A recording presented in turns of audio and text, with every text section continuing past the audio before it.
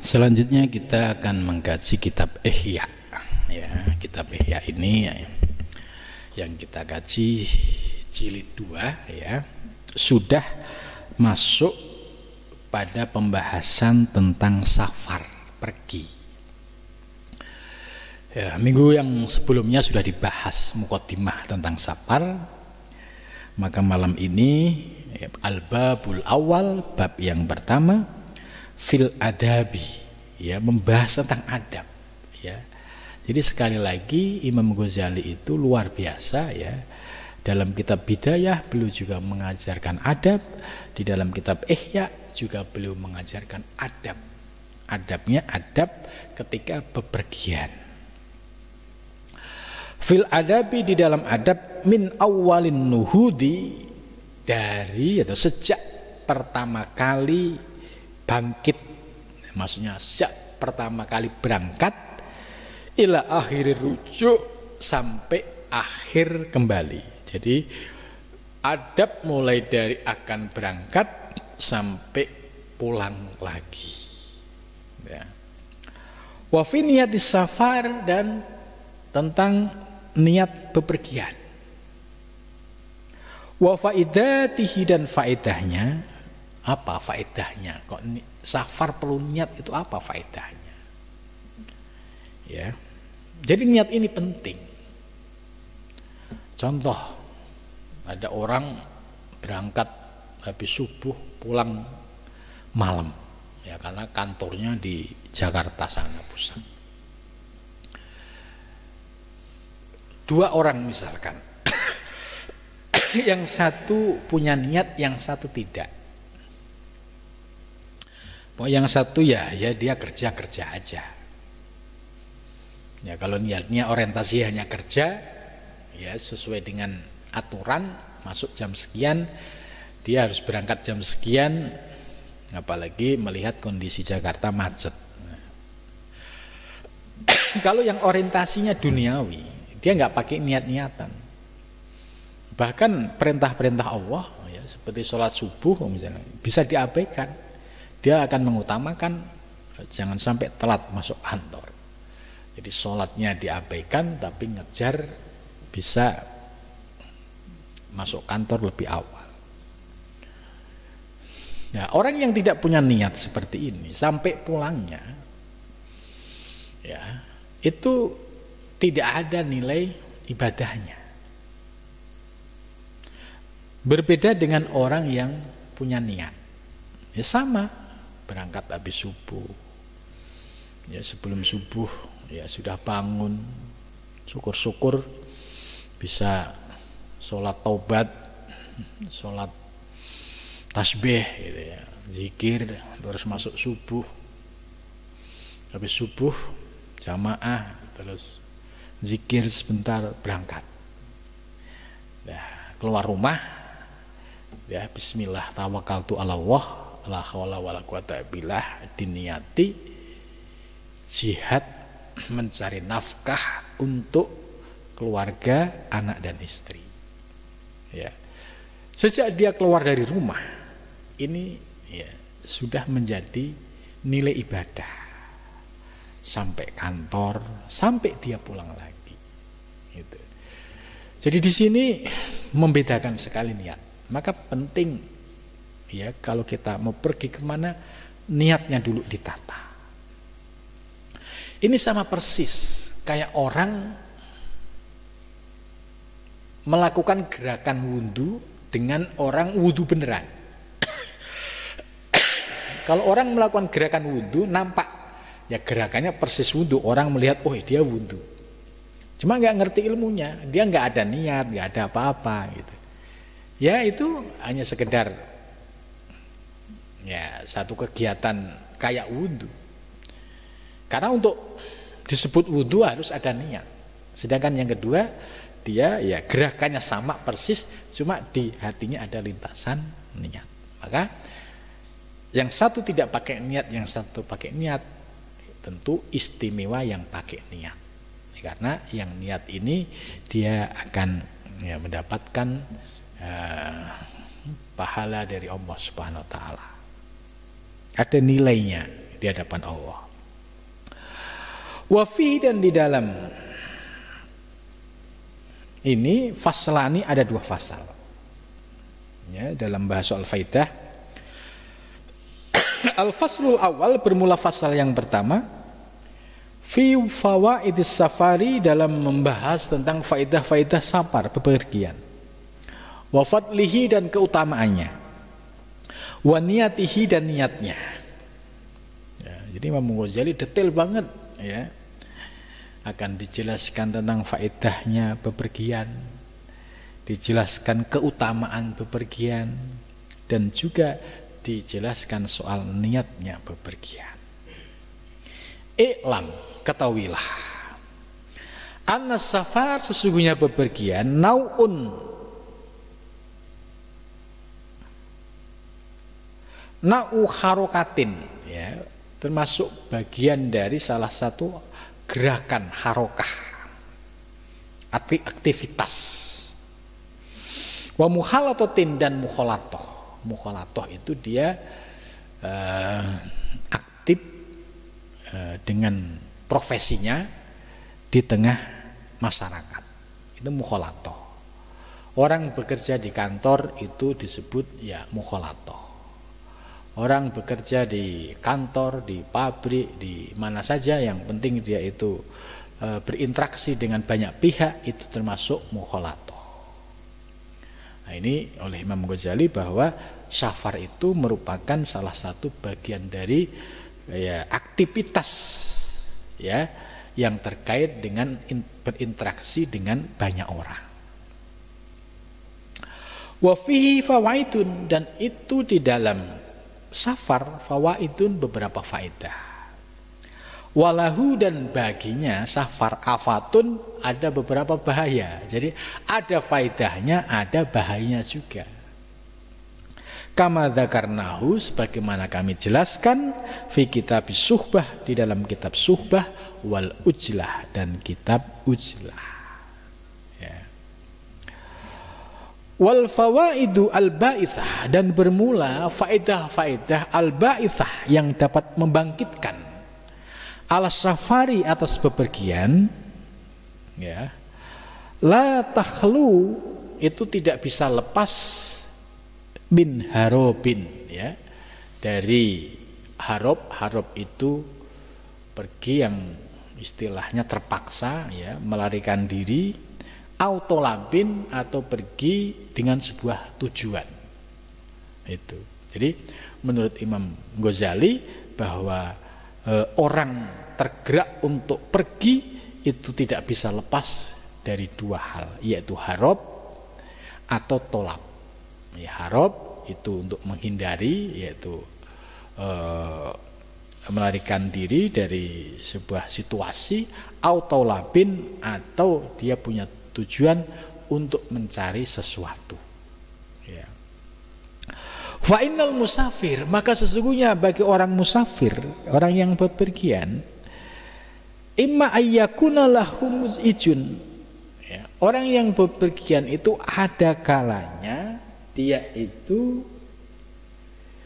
menghadapi sebuah situasi yang mujid, situasi yang sulit, cemas, ya, an makomihi, dari ya kedudukannya, walau lahu, andai tidak ada kondisi yang membuat cemas, membuat sulit tadi, lama kana, tatkala ada lahu baginya maksudun, maksud, yusafiru, dia pergi, ilaihi, kepadanya. Wa imma ayyakuna, dan ada kalanya lahu maksudun, ada kalanya dia punya tujuan, wa matlabun, dan apa yang dicari. Jadi punya tujuan, ingin menggapai sesuatu. Ya, seperti kalian datang ke Arubani, ya ini di sini ya tujuannya mencari ilmu, ilmu lahir maupun ilmu batin. Itu. Wal mahrub anhu, nah, kemudian penjelasan berikutnya, sedangkan wal mahrub anhu, orang yang ya, melarikan diri, menghindari sebuah situasi, imma amrun, ada kalanya itu perkara, lahu baginya nikayatun, yaitu memaksa, fil umuri dunyawiyah, terkait dengan persoalan duniawi. Jadi ada juga kondisi yang dia terpaksa harus pergi karena situasi yang memaksa terkait dengan urusan-urusan dunia. Katoun, seperti penyakit toun. Ya, toun ini bahasa klasik. Kalau zaman sekarang itu ya seperti kayak corona itu masuk toun. Nah, dulu ya pernah juga terjadi wabah ya di sebuah negara, ya seperti pernah terjadi di Damaskus, juga di daerah Andalusia ya, Spanyol juga pernah terjadi wabah taun ini. Nah, kadang kalau ada wabah seperti ini ya, mau nggak mau harus keluar dari kampung. Bagaimana kalau wabah seperti COVID kemarin, mau menghindar kemana? Mau sampai kampung-kampung ada semua gitu ya. Satu-satunya ya kita hanya berlindung kepada Allah ya, berlindung kepada Allah, ini satu-satunya jalan untuk memohon keselamatan kepada Allah dari wabah taun, karena tidak ada tempat berlindung ya selain kepada Allah ya. Ikhtiar lahir dengan masker, jaga jarak, itu bagian ikhtiar, tapi yang paling utama yaitu bersandar diri kepada Allah, minta perlindungan kepada Allah Subhanahu wa ta'ala, sehingga akidahnya tetap kokoh ya, tidak menjadikan COVID ini sesuatu yang membuat dia ketakutan berlebihan. Kalau akidah kita kuat, COVID itu kan ya makhluk ciptaan Allah. Kalau kita minta berlindung kepada Allah yang menciptakan, kan yang lebih kuasa yang menciptakan. Itu. Bagaimana yang sudah kena? Ya kalau memang takdirnya kena ya kena. Tapi kalau takdirnya pinaringan sehat ya alhamdulillah. Jadi tauhidnya lurus dan lempeng, ya, tidak menjadi ketakutan berlebihan, ya, sehingga akidahnya menjadi lemah, imannya menjadi lemah, ketakutan dengan taun melebihi ketakutan kita kepada Allah. Nah, ini yang sering diingatkan oleh para ulama-ulama, ya, kita masih punya Allah yang maha kuasa, ya. Kalau kita berlindung kepada yang maha kuasa, ya mudah-mudahan kita diberikan perlindungan. Ya, qataun wal waba. Wal waba itu juga penyakit seperti lepra, ya. Lepra zaman dulu pernah terjadi penyakit lepra. Idza dhuharu, apabila penyakit-penyakit tadi itu nyata, bibalatin, di sebuah negara, ya, ini kan kita sudah merasakan ini taun wabak yang benar-benar nyata, mengguncang, ya, tidak sebatas Indonesia tapi seluruh dunia. Itu au khaufin sababihi, atau takut penyebabnya, ya, fitnatun, ya, seperti fitnah. Jadi ada kalanya, ya, orang pergi itu karena ada fitnah, au husumatun, atau permusuhan, ya, permusuhan. Kalau kita lihat, ya, seperti permusuhan di beberapa negara Timur Tengah, ya, seperti di Irak, di Yaman, di Suriah, ya, itu terjadi khusumah, permusuhan sesama Muslim, termasuk di Afghanistan, ya, walaupun Taliban sudah menguasai, tetap selalu ada khusumah, ada permusuhan, ada ancaman. Itu. Maka akhirnya banyak yang keluar dari Suriah, dari Yaman, dari Afghanistan mencari suaka ya di negara-negara Eropa. Ini termasuk ya apa yang dijelaskan Imam Ghazali ini ya sesuai dengan kondisi yang terjadi ya saat ini di Timur Tengah. Al-gula sya'rin atau mahalnya harga-harga. Ini namanya krisis ekonomi. Jadi semua barang mahal tidak terjangkau, akhirnya muncullah krisis. Ini maksudnya hal-hal semacam ini yang disebut oleh Imam Ghazali tadi, berarti dia keluar dari kampungnya itu karena ada persoalan-persoalan yang mendesak, mau nggak mau harus keluar. Itu. Nah, seperti orang yang di daerah konflik, ya, dia pasti tidak nyaman hidupnya siang malamnya, karena akan dianggap musuh ya bagi yang bertikai. Maka ketika dia keluar dari kampungnya, dari negaranya untuk mencari suaka, ini bagian dari salah satu ikhtiar untuk mencari keselamatan. Wahwa imma amun, dan ada kalanya juga yang bersifat umum, kama dzakarnahu sebagaimana kami sebutkan, au khosun atau yang bersifat khusus.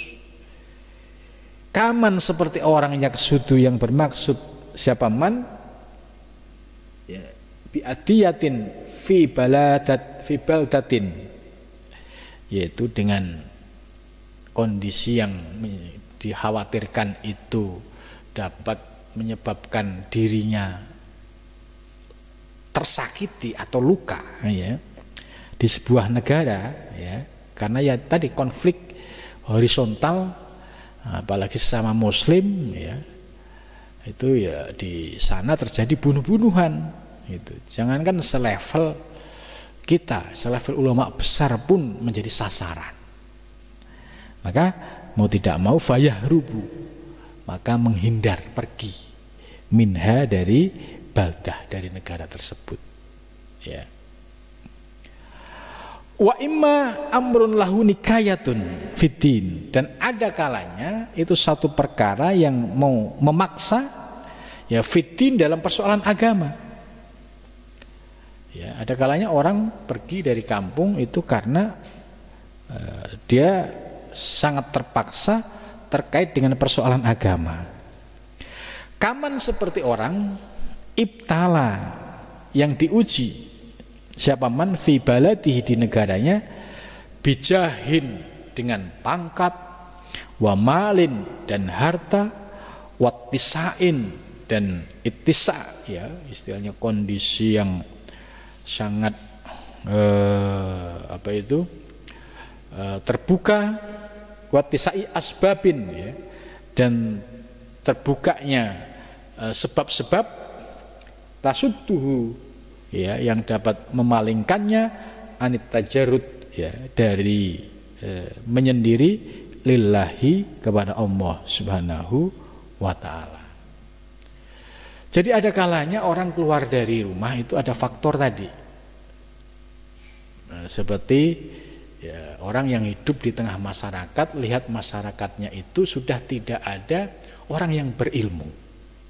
Kemudian muncul semangat, ya Allah, ini satu kampung kok nggak ada kiai, nggak ada ustadz, ada ustadz-ustadan, nggak pernah ngaji, nggak pernah mondok. Ya ini gimana mau ngajarin? Wong baca Quran masih belepotan, ya baca kitab ya belepotan.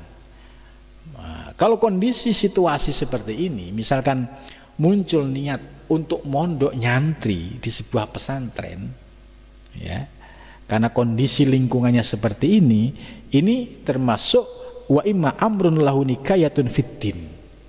Dia keluarnya dari kampung itu ada keterkaitannya dengan persoalan agama.